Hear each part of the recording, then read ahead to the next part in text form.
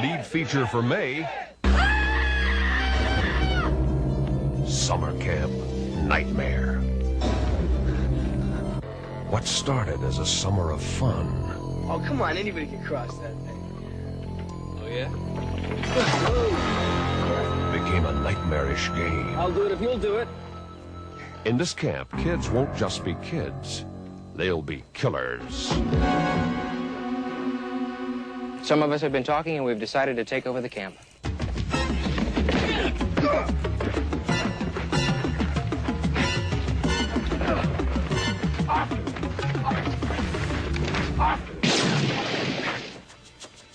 From now on, you do exactly as I say. Do you understand? Franklin! Franklin! Franklin! Franklin! Franklin! Franklin! Here's the latest decree of the Supreme Revolutionary Committee. Controlled by the deadliest one of them all, a maniacal leader. Yes, sir, General Riley. His punishment is to cross the rope bridge. No way, Franklin. I'm not gonna do it. Oh, yes, you are. Get him out there, Runk. Come on. Come on. Hand over hand, Hey, Donald. come on. I'm gonna fall. Please, please, Ron, I'm gonna fall. Okay, then it's party time at Camp North Pines tonight. A leader who gave them what they thought they wanted. One who don't like Frank, she don't like Morgan, she don't like junkie, she don't like talking. She just goes by people on it. Beep, beep, beep, people on it. Beep, beep, beep, people on it. Beep, beep, beep, people on it.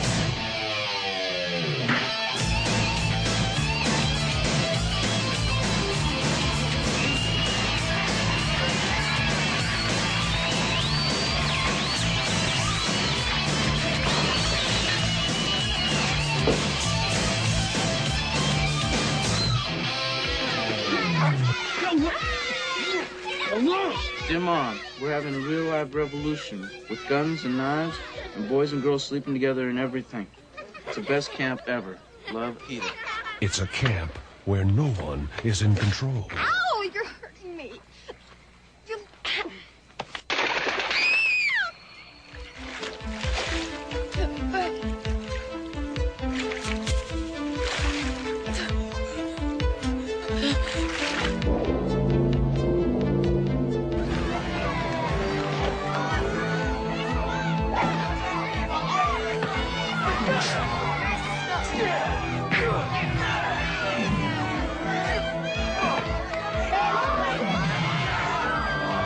Hey, folks, welcome back to another episode of Unfinished Business Television. But you're in luck because this episode is a deep dive on the flip side. I am your host, Jeff Galashoff, Unfinished B2 on social media. And with me, as always, is my co-host, Andre Joseph of AJ Epics Productions. This movie is what the 80s group Bananarama would call a cruel summer.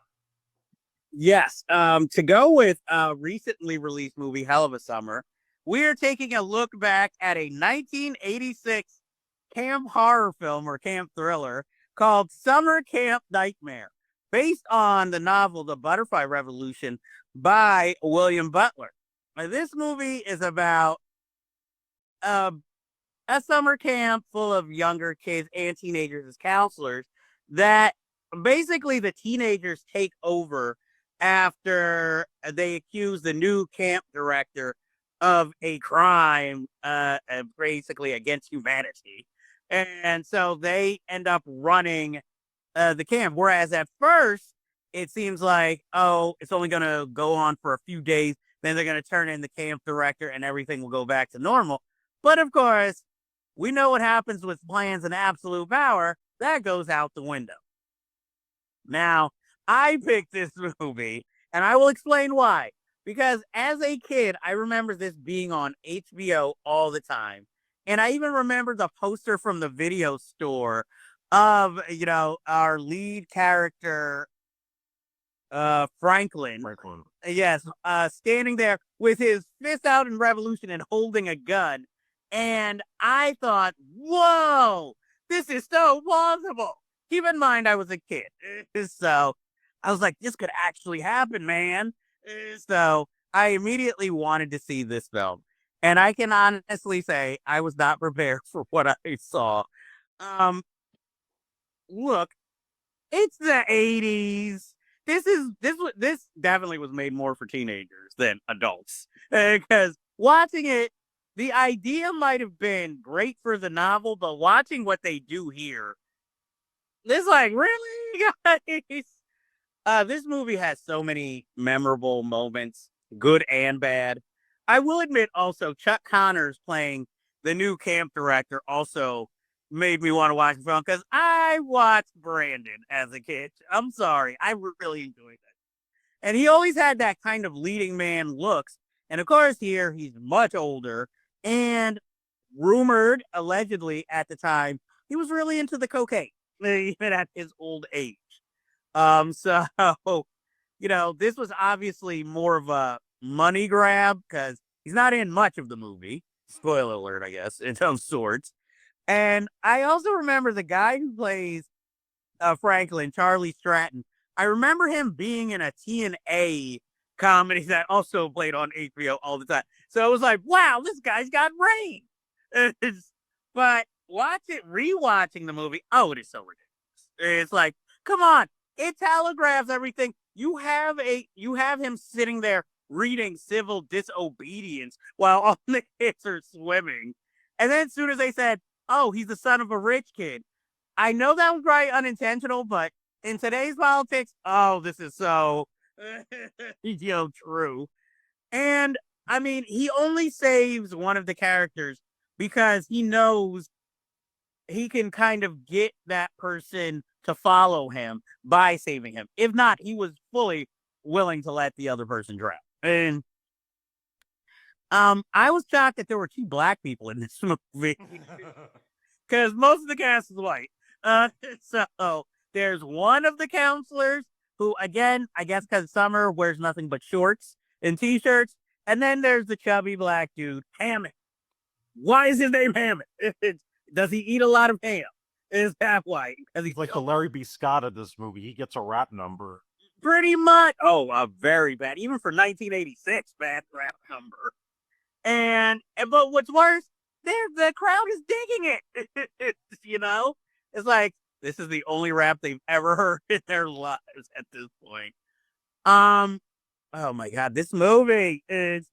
Look, I already knew this wasn't going to be good. Look at a good look back. It's one of those films you immortalize as children, but watching it now, it's like, whoa, this is so problematic. And I mean, even what's his name, Runk, the skunk or punk or whatever his henchman name, and spoiler, Chuck Connor's death scene. Like he literally runs into the knife. And it's like, come on. And Andre, was this your first time ever seeing this film? Yeah, I went into this cold. This is not one of those movies I grew up with or ever heard of. And then when I found out later it was like a Roger Corman production, I was like, oh, now that makes sense. Find it back in those days. So going into it cold, I didn't know what to expect beyond the title. Like I'm looking at the YouTube description and it's saying that there's like a horror element to it. So I'm sitting there waiting for this horror element to come in. That's the beginning, like the first couple of minutes, it feels like one of those TV movies you would watch over the summer and the fall, like that one with Ryder Strong and the kid from Smart Guy, when sometimes Switch or whatever it's called. So it starts so innocent. Now, when you got to the lunchroom scene and they have to pray before lunch, that's where I was sort of like, okay, something's a little are we now like in a secular kind of summer camp? Like, what's going on here? And I originally thought it was going to play out where Chuck Connors got so pissed off with the kids because he was so upset with the fact that their values were so out of whack with the times that somehow, I don't know, he was going to militarize the counselors to really get strict and the kids were going to have to stand up to them.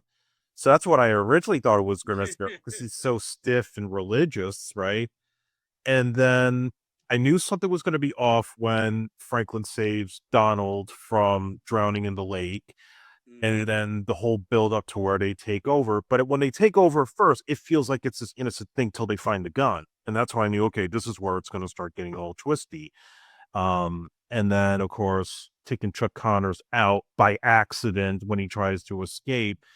But then it just gets into, like, I think what throws me off, Penelope Spears, by the way, co-wrote this movie. Yes. I wonder if she was supposed to direct it and pulled out of it, because it's shot like it's supposed to be like a safe type of family-friendly movie. Then there's these tonal shifts between Chuck Connors getting killed, and then obviously they're hiding the body so nobody can find him. But then when it gets to the point, like, you knew something was going to be up with the girls' camp when they start intermixing, and then the female counselors are also pretty much put off to the side. And the one kid that looks like every jock in a bad Karate Kid knockoff decides he's going to try to rape one of these girls in the woods. And it's like, what the hell? Like, we're throwing everything in here to make this so dark and sinister. And by the end of it, they don't put Franklin in handcuffs after all this shit. Something ain't right. Well, his dad's rich. Yeah. But see, that is it. I hate to say it. I do not like rape in a movie. No. That is it's a shame that the murder is like, you expect it. The rape was the thing where it was like, whoa, we're going here? They even offered this to Michael Winner? And the weird thing, well, luck, no, because you would have filled like every second of it. Here, at least they had enough to just imply, you know. But here's the weird thing for me. They discover the raped girl, and the guys are still standing there like, Like, was he just looking after what he did? Like, yeah, I hit that. It was just like weird. And then the stupid, I guess, the trial that. Yeah, they put him on trial. You know, and it's like, oh, cross this bridge. Oh, he survived. That scene was the most shocking when the girls literally carry him off. Yeah. And one of the guys even attempts to like save him. And I think this was a different edit than the one I saw, because I remember as a kid, the hanging scene, there was a close up on his face. But when I watched it here, you just see him hanging from the tree. You know, it could be anything random in the back, you know, but I felt like as a kid, when they showed the close up, that was more jarring and scary, you know, and the way I guess it's edited now, it's like, oh, that's messed up. But it's just like another one of the atrocities that's happened since then. I don't know of logic that doesn't make any sense. Sorry to interrupt, but no, putting Chuck Connors and the counselors into that cabin that's supposed to like get scorching hot in the middle of summer, they're not dead after a couple of days from exhaustion? And none of them try to escape either. It's like, and my question, did whoever was guarding them, did they have a gun? No, Franklin was the only one with the gun, and he passed it off to the Jewish fro-looking guys. No offense to Jewish people. I don't even know if he was Jewish. But, like, yeah, they just passed off the gun to each other. This kid didn't have anything. What do you have, like a stick? Yeah, so that's why I'm like, so none of them decided, like, let's just overpower them. And also, I like that he used propaganda, because he used the whole thing of Fritz Wade being, you know, I guess being put in lockup, you know, as his thing to get everybody behind him and take over the camp. That's where like the smart part of the film ends. You know, everything else is just like silly. And I'm like, seriously, how long did you guys think this was gonna last? Because the camp has to get supplies. Some adults are gonna come by, you know, eventually. And you even have a Hispanic guy who you do nothing with, you know, and only reason we know he's Hispanic because he wears a bandana and he looks Hispanic, and he's like taking care of the young kids. Now, supposedly this was also done because Chuck Connors supposedly touched one of the kids. But even when the kid is telling him the story, at no point does it sound like he got touched. It sounded like Chuck Connors just got pissed at him because he wet himself. But he tells this story about how Chuck Connors' character is a pedophile. And really, the most convincing moment of the film and that acting, I really did believe Chuck Connors was a pedophile. I still didn't believe it. And then they have to create this whole big scene. Hey, I talked to Frank or whatever the kid's name is. I talked to Murray, and he says, well, the story Franklin's been telling was all a big lie. No shit, Sherlock. At this point, you think is and okay, you're gonna have Chris Wade be off in the woods with this girl, but it's like he's supposed to be the hero. We have no idea what he's been doing all these days, other than camping with this girl. And I take it, they probably consummated. But luckily, Michael Winter didn't direct it, so we didn't have to see it. So, though, if ever a movie was probably calling out for Michael Winter, he probably saw this as like, and y'all didn't pass the script on to me? And I was disappointed. I wanted more of the nurse that's there when the kid starts drowning. Like, she was really smoking, and I thought she was going to have a bigger presence in this film. Okay.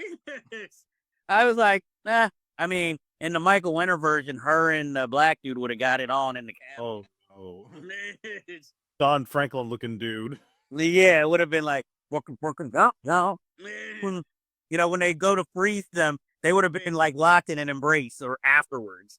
So, and none of these counselors outside of Chuck Connors, like, they have no sympathy. Like, they're not significant once they're locked up. No, this is all about the teens, which is why I felt like this was more made for a teen audience, hence HBO, and I'll say like the acting is fine. Nobody's hamming it up in this film. But then again, look at the material. And though I would have liked Hammond to take more of a stance, I know you're the only black kid. So it's like you and the Hispanic kid, you guys could team up. But I mean, it's not offensive. It's just, like you said, it's more the logic of the film. Like, this is something, if you could figure it out, could be remade today. But you have to figure out how to make it more thrilling for a modern audience. I've never been to camp, so I don't know how camps work. I've been to camp in Massachusetts for 2 weeks, and it wasn't anything like that. Oh, okay.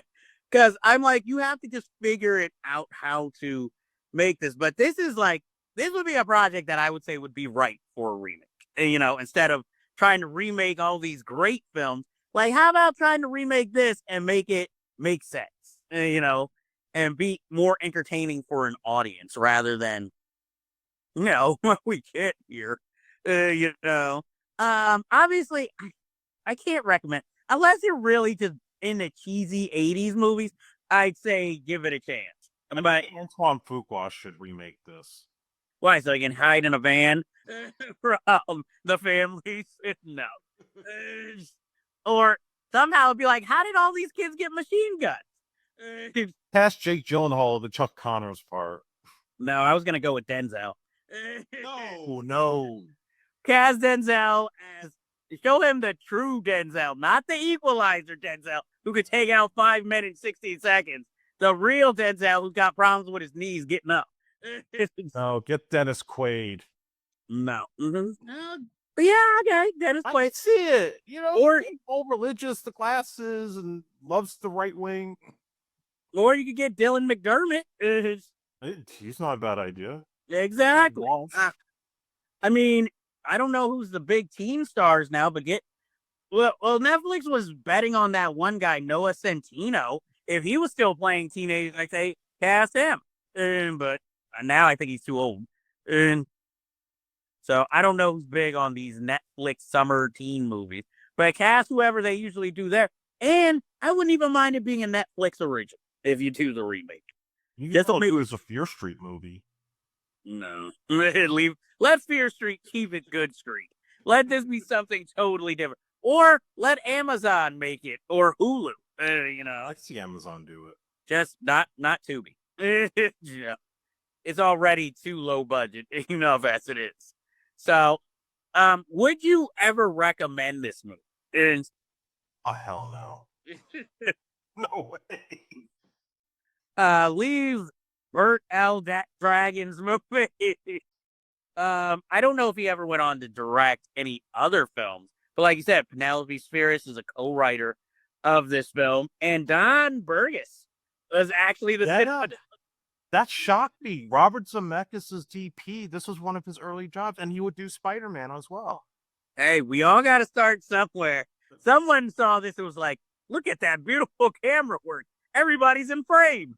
And then the kid that played the teenager that I guess was the good kid, didn't he have like a drug overdose and die? I have no idea. The only one I know about is rapist, John Mason. Tom Friedley got killed off, much more brutally in one of the Friday the 13th movies. Oh, I thought you said he got killed in real life. No, I hope not. Like, he got murdered similarly. Somebody hung him. I know Rank didn't go on to many other acting jobs, and Stuart Roger. But what's his name? Adam Call. I remember seeing him in something else, but I can't quite remember. But it was of the 80s. It wasn't like something recent I saw him and it was like, oh yeah, that's the kid from London Space. I'm surprised they didn't cast that Jacoby kid from the Zoo Gang in this movie. Nah, he would have been that he was a nerdy but kind of like wise, cracking, cool kid with confidence. Here he would have been more like, what's his name? Sean Astin in Whitewater Summer before he did the narration period, or River Phoenix in Explorers kind of character, I would have actually the kid who played Beans Baxter and was in Mac and Me, I could more see in that role. And for a long time, I thought he was the same kid. So I'm just like, oh man. Let's see. Different edit. Classic. I'm trying to see if I have any trivia here. And there wasn't a whole lot on this movie. No, there isn't. I mean, yeah, I don't think this has such a big crowd. I will say, I would never watch this again, but if I ever find that poster, I would proudly hang it. Just because I really like that poster, and that image for some odd reason is just like an iconic image in my brain, even if the movie. It's sort of like these modern day artists or digital artists who make posters for movies. And let's say somebody really liked The Rock's version of Doom, but they made a kick-ass poster, you'd want it just for the artwork. That is how I feel about this film. I just want the artwork. The film's not that great. It's not the worst thing I've ever seen. It's better than Brain Scan. It's like with the Dragon Slayer movies, they have such great artwork, but then the movies are so low rent. Yeah, it's like I would proudly hang the art, but if anybody's like, "Oh, you love the movies," be like, "Hell no!" So that's what this film was. So this is another nostalgic look at the movie from my childhood that I watched many times growing up. And again, I liked it as a kid, but it has that small wonder effect where it's like, I can look at it nostalgically to a certain extent, but trying to watch it as an adult, you're like, what the fuck, dude? Like, why did I like Fortress? No, Fortress. I still think so. I mean, maybe more. Well, Scream for Help stands out in its own way. So, yeah, but like I said, this is that thing. You can't be a child again. It's like, this was fine for me when I was a kid. I'd never show my children this if I had them. I'd be like, just not only the material, it's just the bad filmmaking here.